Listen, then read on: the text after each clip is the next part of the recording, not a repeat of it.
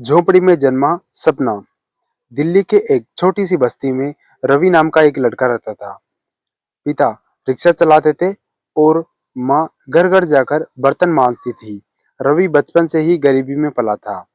कभी नए कपड़े नहीं, कभी भरपेट खाना नहीं, पर उसकी आंखों में एक अलग चमक थी।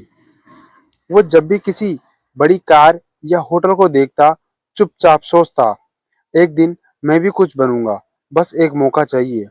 उसका घर टीन की छत वाला था, जहां बारिश के दिनों में पानी टपकता रहता था। फिर भी रवि हर सुबह 4 बजे उठकर अखबार बांटने निकल जाता, ताकि स्कूल की फीस भर सके। वो गली गली अखबार फेंकता और हर बार कहता, हर अखबार के साथ मैं अपना भविष्य भी बांट रहा हूँ। रवि सरकारी स्कूल में पढ़ता था। वहाँ बच्चे उसके फटे जूते और पुराने बैग का मजाक उड़ाते थे। पर रवि मुस्कुराता और कहता, मजाक तो तब उड़ाना जब मैं तुम्हारे जैसे गरीब रह जाऊं। एक दिन स्कूल में स्पीच कंपटीशन हुआ। विषय था मेरी जिंदगी का लक्ष्य। सब बच्चे डॉक्टर इंजीनियर बनने की बात कर रहे थे। जब रवि की बारी आई, उसने कहा, मैं ऐसा इंसान बनना चाहता हूँ जो किसी गरीब को ये महसूस न होने दे कि वो गरीब हैं। उसकी आवाज कांप रही थी, पर आंखें में आग थी। पूरे स्कूल ने तालियां बजाई। उसी दिन से रवि का सपना पक्का हो गया। 12वीं के बाद रवि ने कॉलेज का सपना देखा, पर फीस इतनी ज्यादा कि घर वालों के बस की बात नहीं। पिता बोले, बेटा अब काम कर ले, जिंदगी चलानी है। रवि ने अखबार बांटने के साथ साथ होटल में वेटर की नौकरी कर ली। वो दिन भर पढ़ता और रात में बर्तन धोता। कभी कभी होटल के मालिक का गुस्सा भी झेलना पड़ता, पर वो चुप रहता, क्योंकि उसे पता था धैर्य ही सफलता की पहली सीढ़ी है।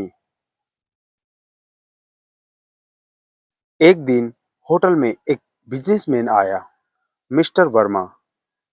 वो हर रोज आते और रवि की मेहनत देखकर मुस्कुराते। एक दिन उन्होंने पूछा, बेटा तुम इतना काम क्यों करते हो? तुम्हारी उम्र तो पढ़ने की है। रवि बोला, सर मैं अमीर नहीं हूँ, पर मेरे सपने बहुत अमीर हैं। वर्मा मुस्कुराए वर्मा साहब मुस्कुराए और बोले, सपने देखने वाले ही दुनिया बदलते हैं। आओ मैं तुम्हें एक मौका देता हूँ। रवि को अपने दफ्तर में छोटा सा काम दिया, कंप्यूटर पर डेटा एंट्री का।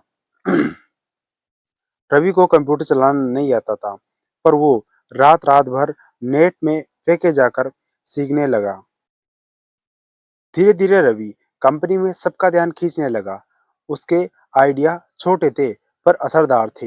एक दिन उसने कंपनी में सेल्स बढ़ाने का प्लान बनाया कि 3 महीने में कंपनी का प्रॉफिट दोगुना हो गया। वर्मा साहब ने कहा, रवि तुम सिर्फ एक वर्कर नहीं, एक लीडर हो। उन्होंने रवि को मैनेजर बना दिया।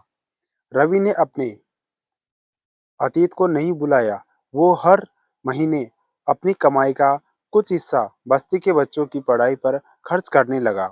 कुछ साल बाद रवि ने सोचा, क्या क्यों न अपनी कंपनी शुरू करूं।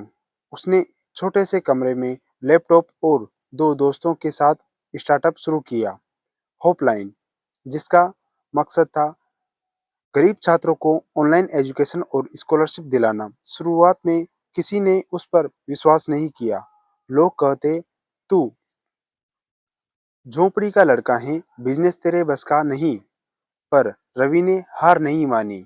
वो दिन में काम करता, रात को कोडिंग सीखता।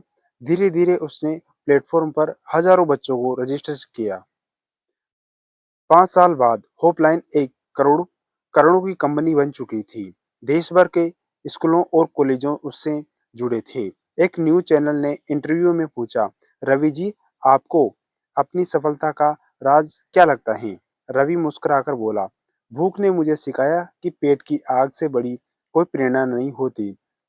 अब वही रवि जो कभी बर्तन धोता था, हजारों गरीबों बच्चों की पढ़ाई का खर्चा उठा रहा था। एक दिन रवि उसी होटल में गया जहां वो पहले काम करता था। वही एक बूढ़ा वेटर उसे पहचान गया। अरे रवि बेटा, तू तो करोड़पति बन गया। रवि हंसते हुए बोला, नहीं चाचा, मैं वही गरीब लड़का हूँ, बस अब गरीबों के लिए अमीर बन गया। उसने उस होटल में काम कर रहे सभी गरीब लड़कों को स्कॉलरशिप दी। मालिक ने भी उसे गले लगाकर कहा, रवि, आज तूने हम सबको गर्व महसूस कराया। रवि ने अपनी माँ के नाम पर सपनों की उड़ान ट्रस्ट बनाया, जो हर साल हजारों बच्चों को मुफ्त शिक्षा, किताबें और स्कॉलरशिप देता है।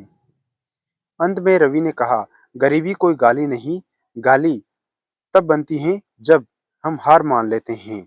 क्योंकि अपनी हालात पर मत रोना, क्योंकि सबसे सुंदर कहानियां वहीं से शुरू होती हैं जहां हालात सबसे बुरे होते हैं। कैसी लगी आपको हमारी